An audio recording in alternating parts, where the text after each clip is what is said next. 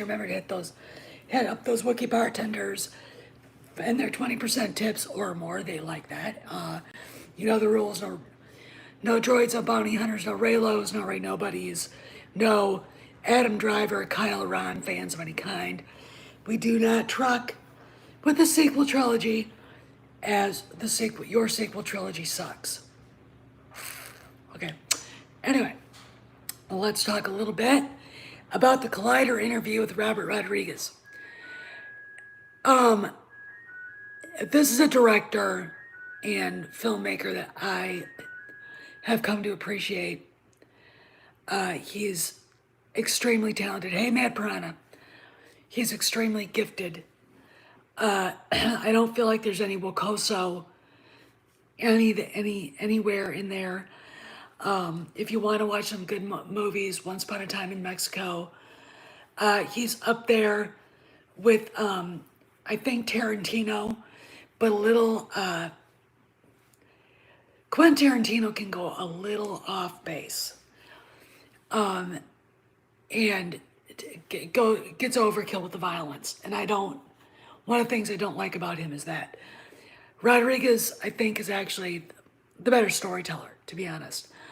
And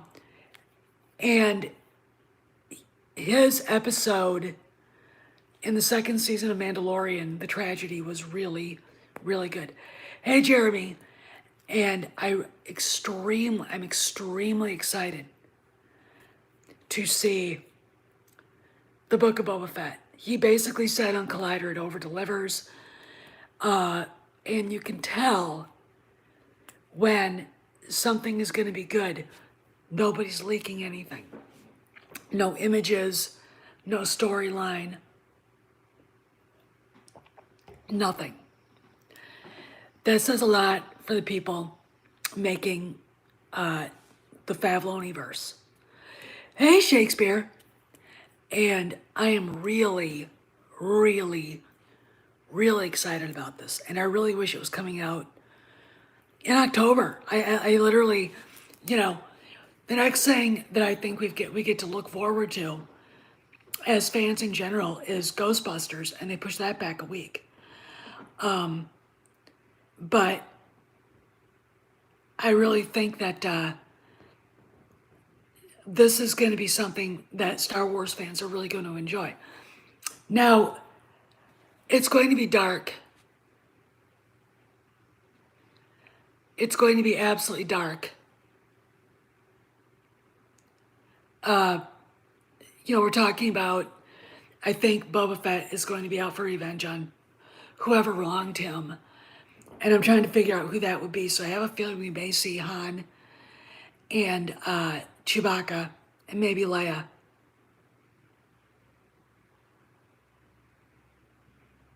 Oh yeah, and yeah, Rodriguez is also still stumping for Alita too. Not my cup of tea, but I know a lot of people did like Alita and really want a sequel. So hopefully they'll get their wish. But we don't really know what it's about. Now, somebody on Twitter was bitching about Boba Fett wasn't into revenge. By the time we actually had Boba Fett show up in the EU, he was kind of past his prime. So, him being a clone, you don't really know where this is going to go. So I don't know, but I'm really excited because there's a lot. This is, I think, Dave Filoni's kind of chance. Hey, Mexican Iron Man. Oh yeah. Hey, let us know what's going on down there because there really isn't a lot of news about New Orleans and the hurricane. We got dumped on here. Mike, I mean, there was a dam north of us in Portage, Pennsylvania that broke, and they had to evacuate 40,000 people. Not kidding. They showed it, and it was like, holy shit. Here, it wasn't so bad. Though where I walked the dog, the run there that goes into the main like creek or river. I don't know how you describe the kind of dog in it. Um, uh, but it it was wet. Mr. Dog was not. There was stuff going on back. I mean, we walk. Hey, GS, we walk into the woods on the trail there, get about halfway in, and all of a sudden he stopped and started looking up the hill, growling and barking. And when a shepherd does that, they're on alert. You take what they're saying about their surroundings and you go with it. So I turned around and walked away. We left. We went to the bridge and then we turned around and left. When there's no one around, like the other night before the rain started, before the remnants of Ida hit us, I was in the car at the park, right by the ball fields, and 4 deer walked out, grazing. And I'm a deer hunter, so I kind of know their behavior. When there is a big weather system coming, you will see deer moving around. Okay, that is just what they do. And these deer were doing that. They were out getting sustenance and filling up before they got soaked. So, I wasn't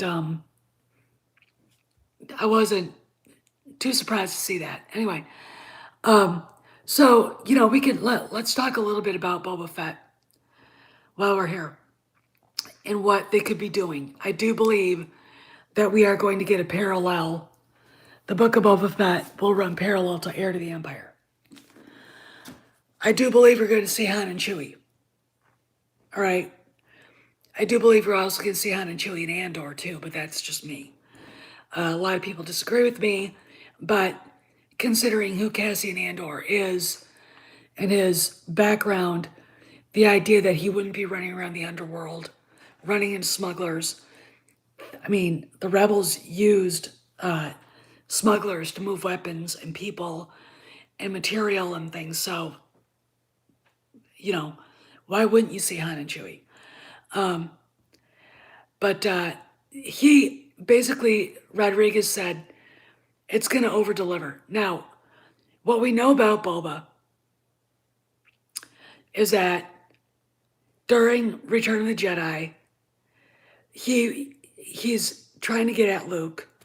Han, blind, takes that, I guess I'll call it a gaffy stick, hits him in the jetpack, and basically sends him into the maw of the Sarlacc.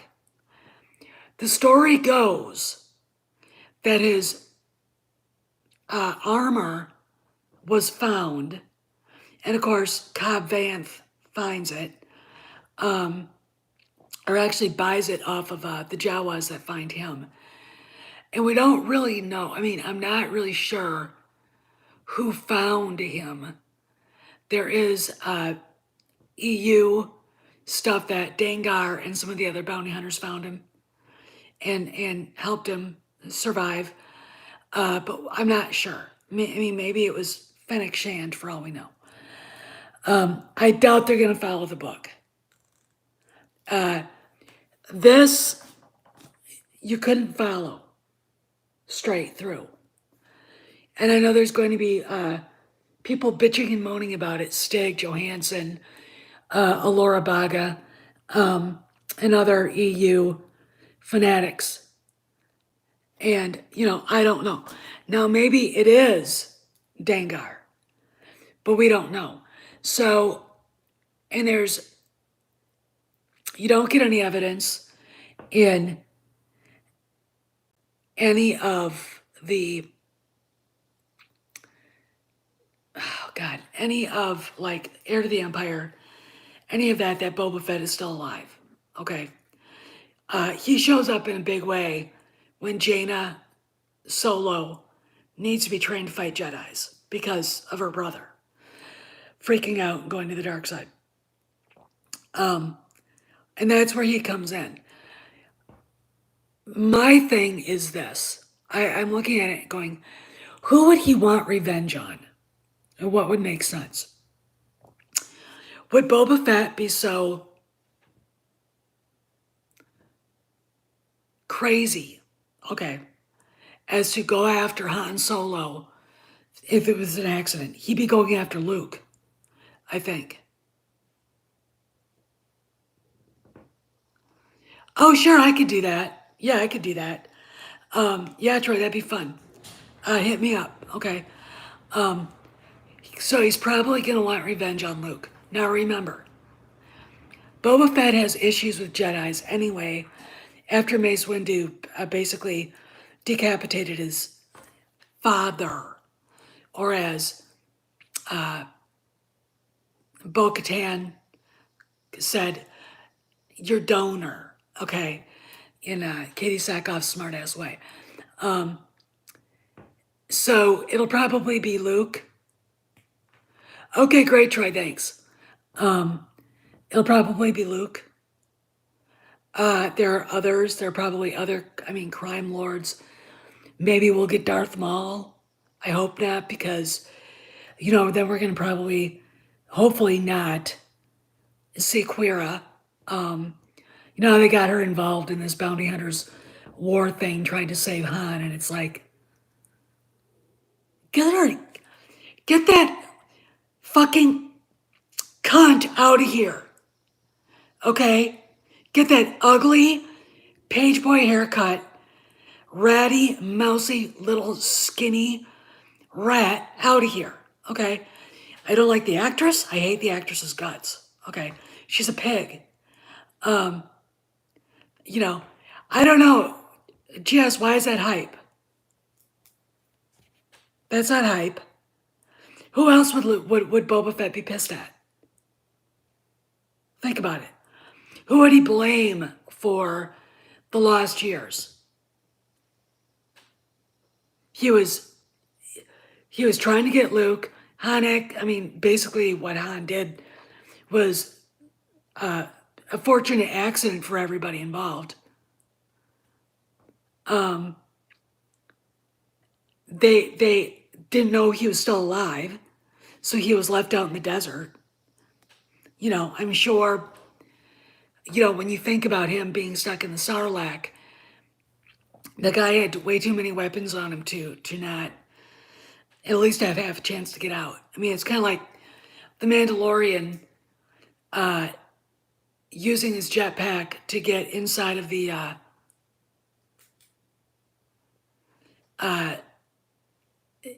trying to get out of the Krayt Dragon and leaving it to blow up. And, that's kind of like, I think, when I think about Fett, I think that's kind of how he got away. You look at the armor that Vanth is wearing, Fett's armor, and it looks like it's been acid washed. It's really damaged, and it's you could tell that it was probably been through hell, so it obviously came out of the Sarlacc. But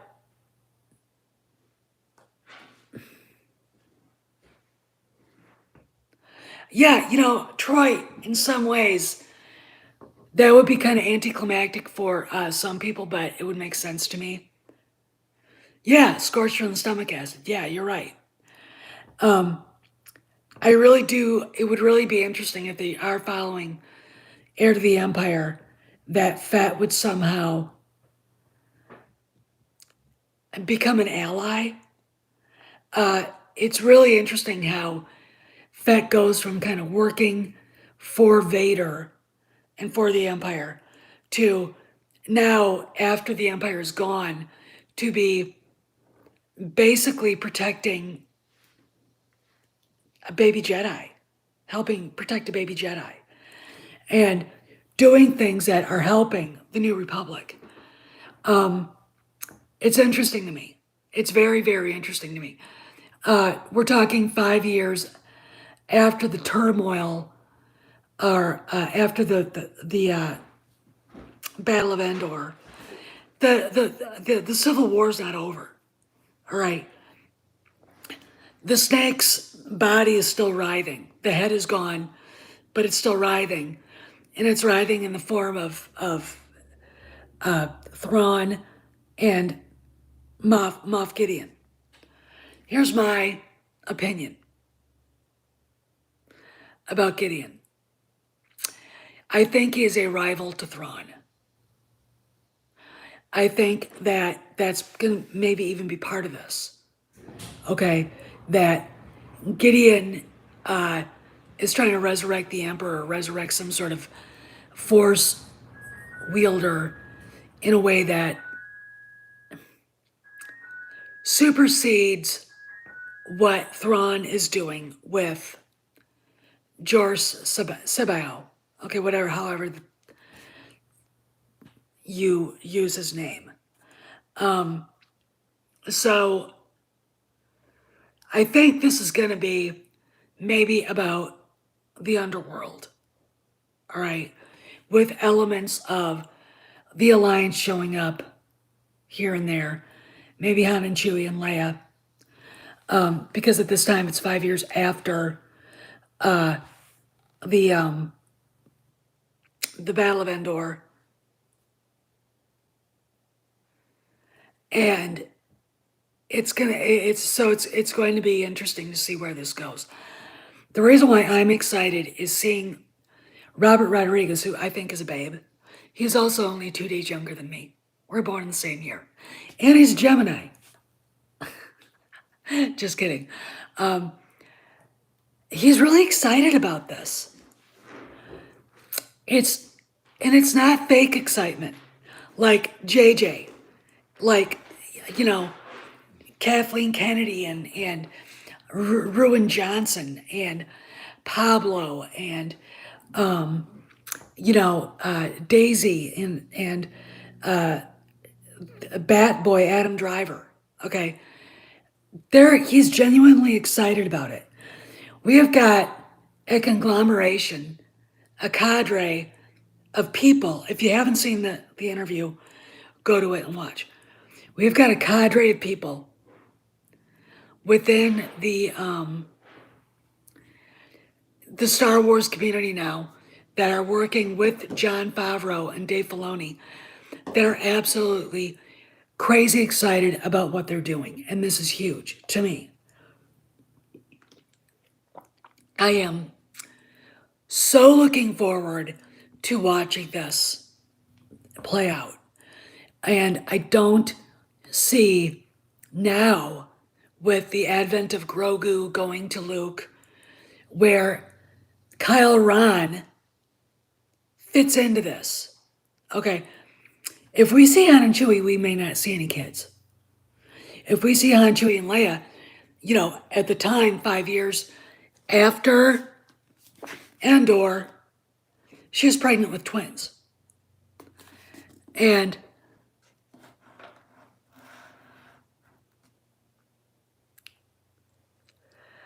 I don't think so. And the reason why Old Redneck Nerd is that they've been talking to Robert Downey Jr. about a role. And people thought it was going to be Thrawn. And now it appears to be Lars Mikkelsen. So the only role I think Robert Downey Jr. would be able to play well is Talon Card. Okay, so it's not going to be Quira.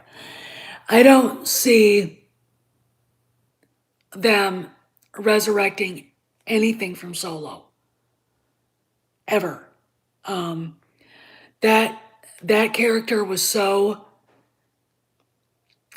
laughable. And I'm talking about Quira. And so, it shouldn't make any sense. They should have gone the way, Old Redneck Nerd, I'm never wrong. Or I'm never right. Let's all just be negative like you, okay? No, it's not going to be Quira. The Quira shit is War of the Bounty Hunters. That is story group shit. And, I don't, they used Cobb Vanth, but they didn't follow the Cobb Vanth story. I don't think the Lando show is ever going to see the light of day. It's not being developed. They haven't said a word about it. It was supposed to be the Han Solo series, and because Solo is a Soy Wars story sucked so bad, Disney doesn't want to visit any of that until they actually get a handle on what they want to do. And writing Han Solo isn't that hard. It's really not. But you gotta have people who, I don't know who that is, Jeremy. You gotta have people who love the character. Yeah, Solo lost $250 million. Let me explain what that would translate to in streaming. What the fuck is that bitch doing here? People wouldn't want it.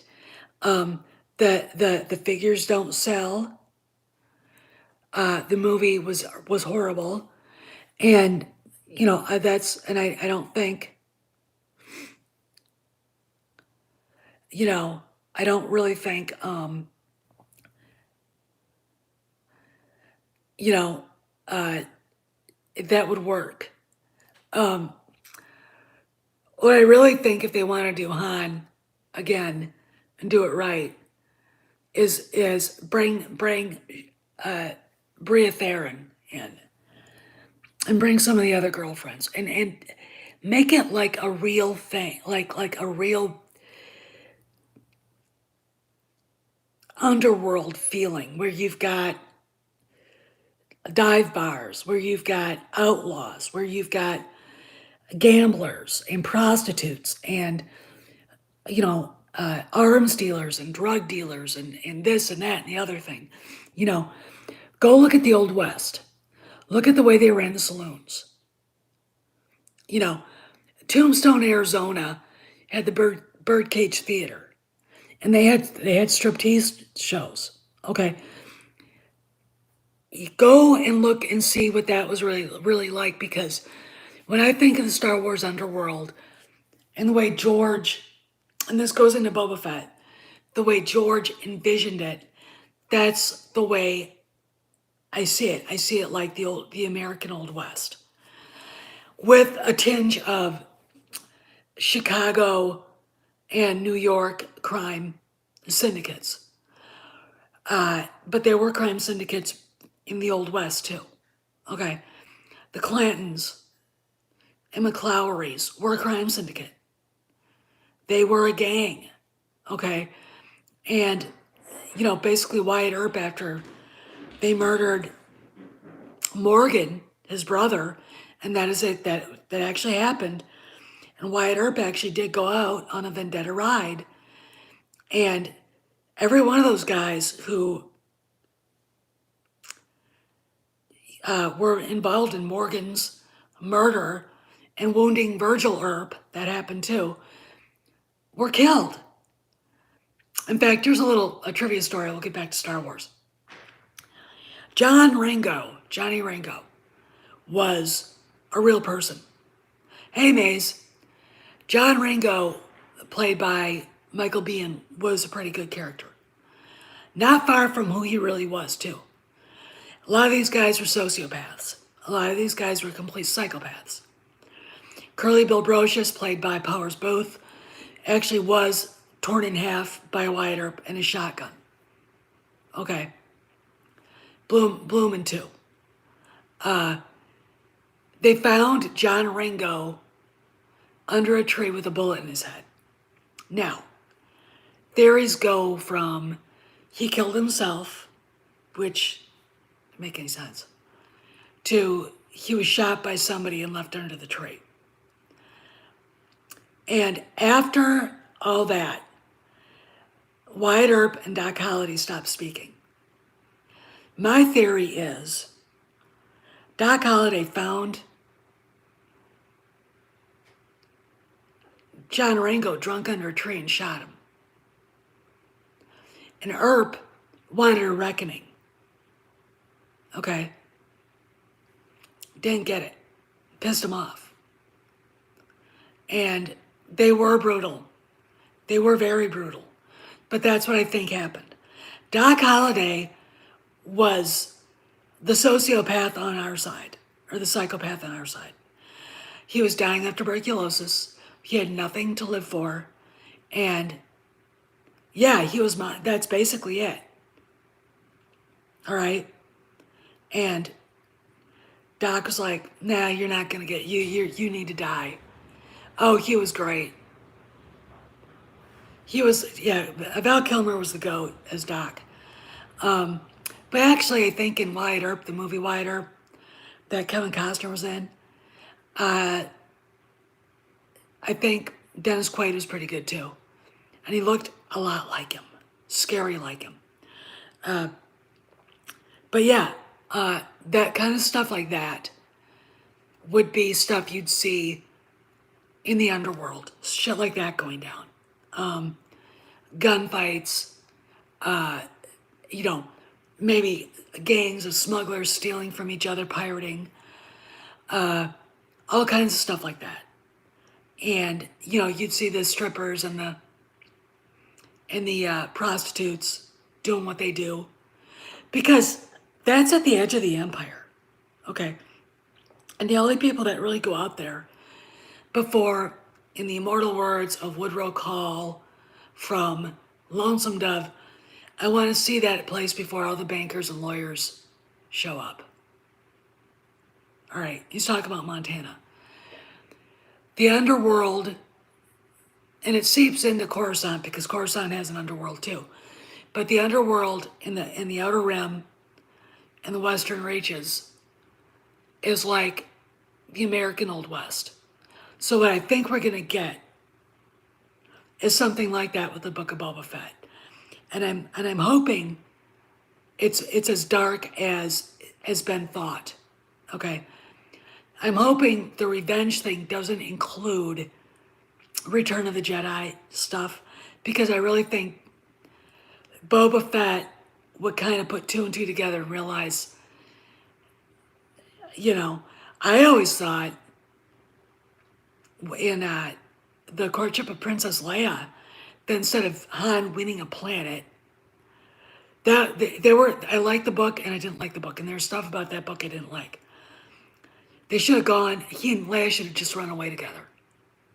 And at the end of it, run into Boba Fett, and there's a gunfight, and Han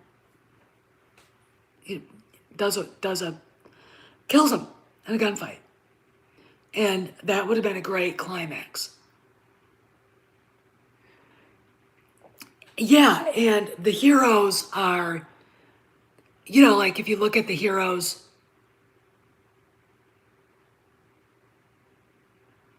oh yeah, I mean, here's the deal. If Boba Fett was around when Kyle Ron's out running around, Boba Fett would have killed him. Boba Fett would have killed him. No doubt in my mind. That character was such a weak fucking version of a Jedi dark force user. Oh yes, please hit the like button, and please like and subscribe too. I've got 190 or 180 subscribers to go to reach 2,000, and I really want 2,000 bad. That's and then I'll be happy. Then I'll feel like I accomplished something. My little channel. I feel like if I grew any further,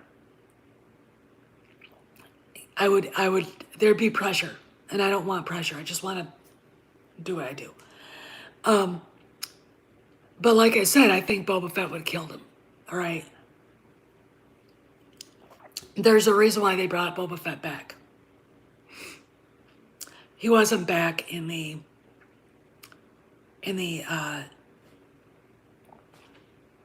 Aftermath books or in anything else. They brought Boba Fett back because they're changing everything. He changes things. his presence in the galaxy, alive and kicking, and taking over Jabba's syndicate, is changing everything. Okay? This is something we need to remember, that everything is now different. Okay? Now, are we going to see Darth Talon? Maybe. Maybe she's Thrawn's dark side force wielder. You know, I don't know. But I'm really looking forward to this. Hey, Polly! How you doing? I'm really looking forward to this because I feel a sense that we're in for a lot of fun and a lot of great discussion, which is what, you know, but again, when I was watching that Collider interview, Rodriguez just looked so happy, so excited to be even talking about the smidgen he could. And that to me just says art that is created through joy and passion and love always, always, always works. That's why Star Wars, the OT worked. And that's why ultimately the prequels work. When you realize that George got to do the movies he wanted to without anybody telling him no, you know, and you go back and you watch the sequel trilogy and you go back and watch prequels and there's a decided difference in the storytelling. One was actually great storytelling and the other is shit. Oh, I can't wait. I mean, Polly, he's only 2 days younger than I am. We're both the same age. Yeah. So, I know that he saw Star Wars probably sometime in the opening weekend nationally when he was 9 years old, just like I did. It went nuts when it was up, when he finally got to see it. I know it, because that's the way Generation X is about this franchise. And when you have someone who loves this franchise, able to play in George's universe, it just makes it all that better, all that much better. Dave Filoni, who, interestingly enough, yeah, that's how we are. I mean, this is unbridled ecstasy on the parts of Jon Favreau, on the parts of Peyton, on the part of Robert Rodriguez, on the part of Dave Filoni, all of these people. Interesting little side note. For yesterday's video, if you guys didn't watch it, go back and watch. Apparently, I guess I'm just going to say Dave Filoni is being yelled at by jackasses on the internet, probably on Insta too, and I've been too like, I don't give a shit to go look. But somebody came up to Pablo and was like, I know you know now how Dave Filoni feels now. And they talked a little bit, and then somebody else said, you know, this is getting really nasty. Hey, H-Boomer. And Pablo goes, I don't follow anything that interests me. Oh, do tell, Pablo. Do tell. You know what this says to me? He's behind all that shit. All right? Bullshit. Bullshit. And the shit that got started at Filoni was Luke showing up instead of Ahsoka. Only people who don't know how to fucking write a story and don't understand Star Wars would think it would have been, I mean, and, you know, these magical SJWs who suddenly love Ahsoka screaming that she's more powerful than Luke Skywalker. George Lucas is going, I don't really think so, but, you know, this is blah, blah, you know. No. No. Even in that episode, The Jedi, she's not as powerful as Luke. He would have gone through that that a group of mercenaries like a hot knife through butter. And you saw what he did to the Dark Troopers. Those mercenaries weren't half as badass as those droids. And Luke was like, gone. He'd have been thrashing those guys 6 ways a Sunday. And Ahsoka, it took her a little bit of time. It wouldn't take Luke any time. He would just do it. All right. You know, yeah, diamond plate, yeah. So that's what I think they're screaming about. Well, the green, there's interestingly enough, Luke, we don't know where that green saber came from. Did he go to Ilum to collect his crystal? Or did he find in Obi-Wan's hut Qui-Gon Jinn's lightsaber and then make his own out of it? Okay. I think that probably is what happened. So, it's Luke's saber. It is. But how did he come across the crystal? That was old school EU. But Jedis don't use synthetic crystals. They use the natural ones.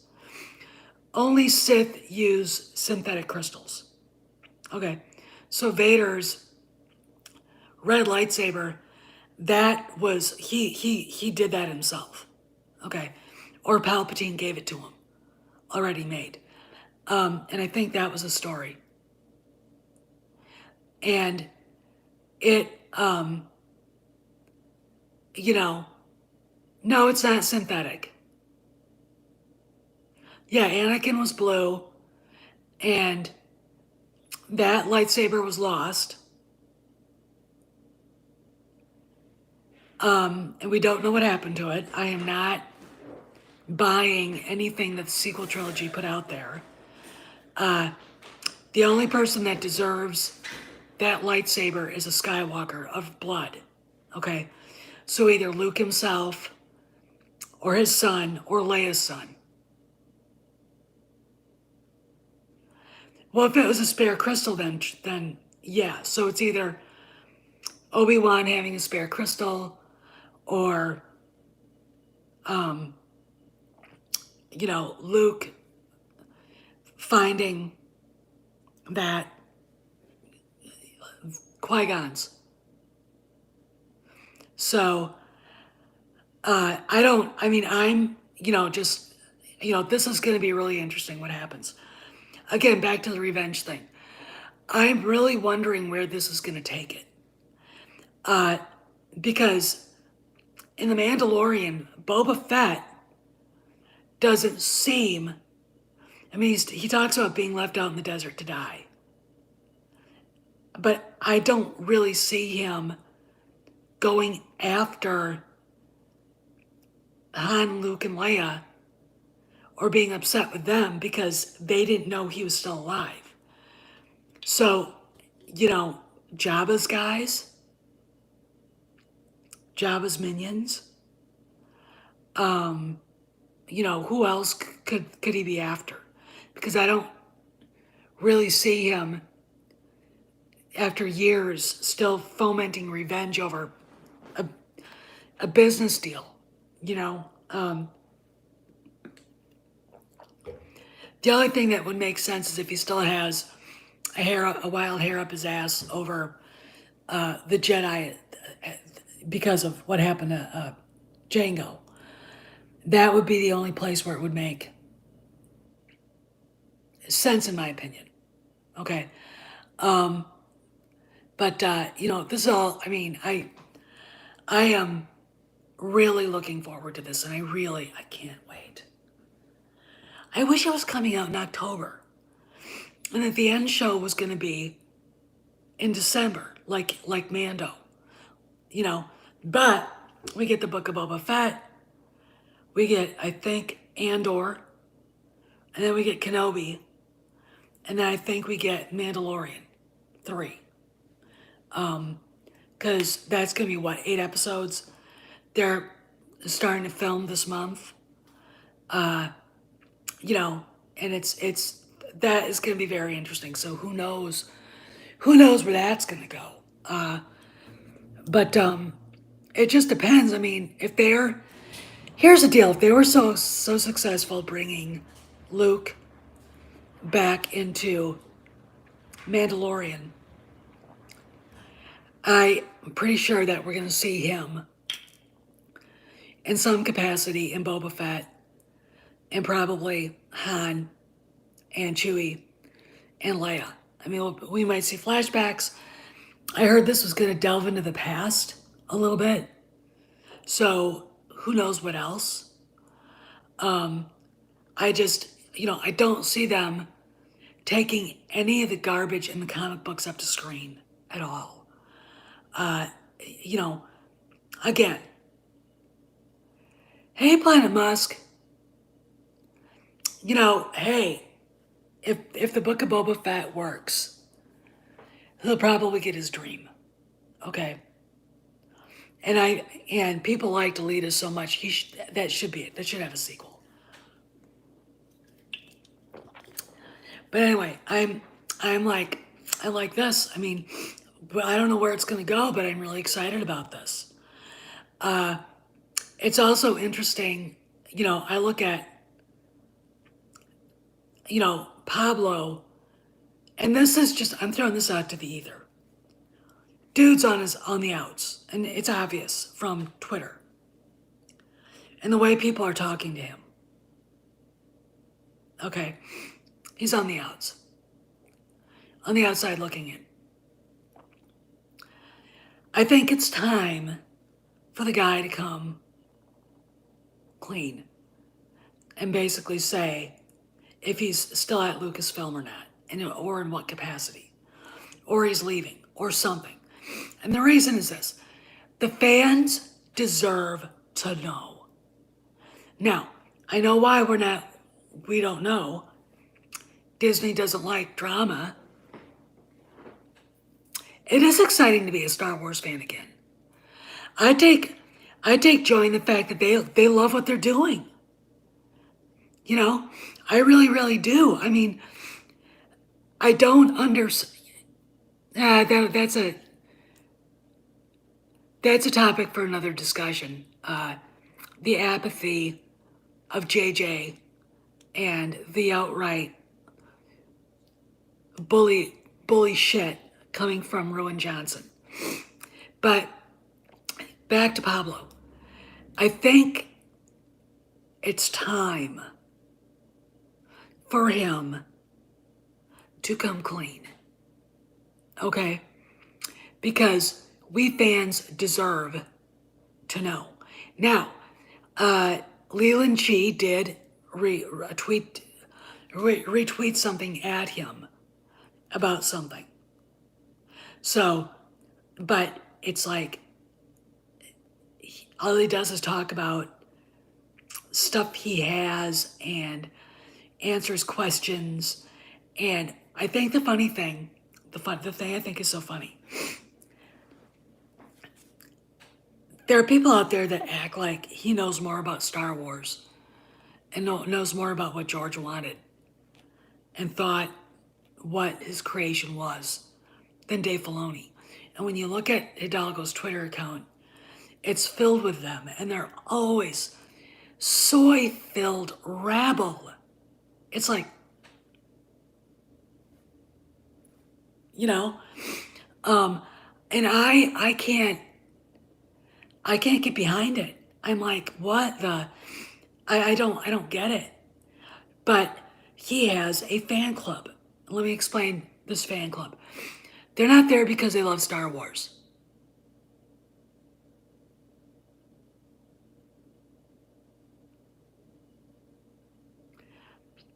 That would be a good idea, but I'm not doing that. Old redneck nerd. Maybe somebody else could. Anyway, they're not really Star Wars fans. When you see the questions they ask, there's no joy, there's no love. They can sit there and say there is, but you can tell, even through a tweet, all right? There's an apathy there that doesn't exist with the Favloniverse. It doesn't. And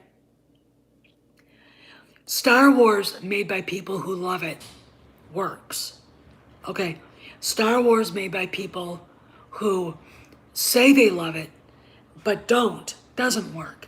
You could have a whole wall as big as this part of my kitchen full of Star Wars books.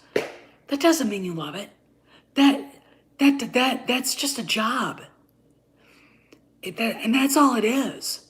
That's your job. And really, you know, part of me thinks that's what Hidalgo thought of it as. Okay. And then, he wanted to change it.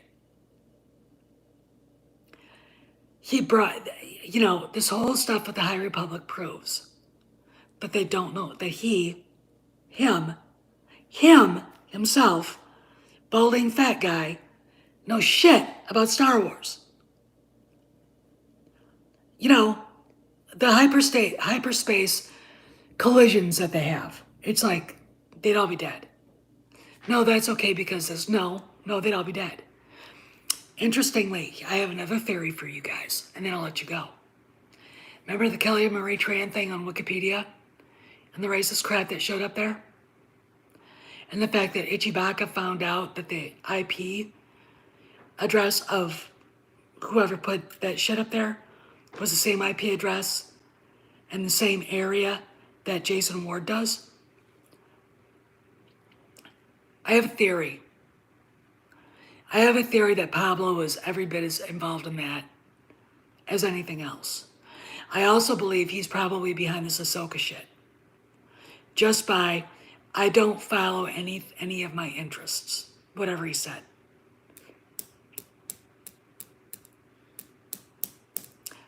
Yeah, you do. Fucking troll. And he borders on criminal at times, okay? He borders on criminal. It would be, again, though, he needs to be publicly confronted. Because, when he said, after 20 years, I have no plans, and I don't know what hers are, that was not the response, like I said, I thought I would get. Okay? That we would get. I thought he would freak out and scream. He's a ringleader and an instigator. He is a troll. Okay? He doesn't. He's not very mature. He's not professional.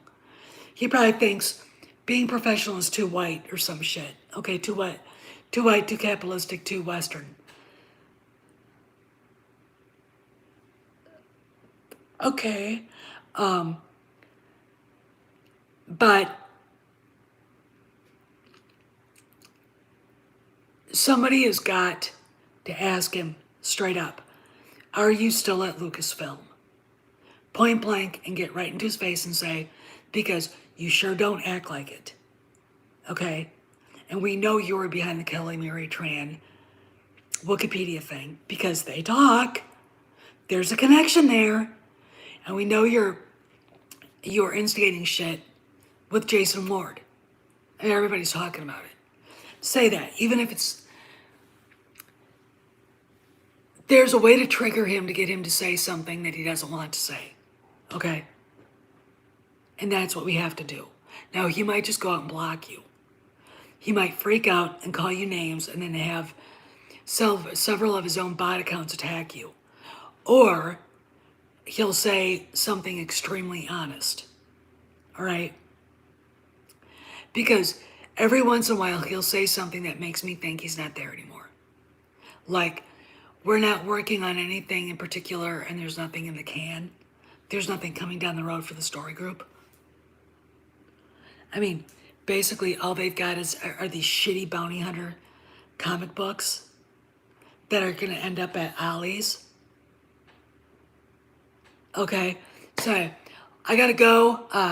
Polly, Mike, it's good to see you guys here. I'm gonna be in the Midnight's Edge chat. Cameron Pasha is gonna be there, so this will be a great conversation. And here's a little bit of news. The Venice Film Festival hasn't had any COVID cases so far. This is Steph, signing out. I'll see you guys around the galaxy.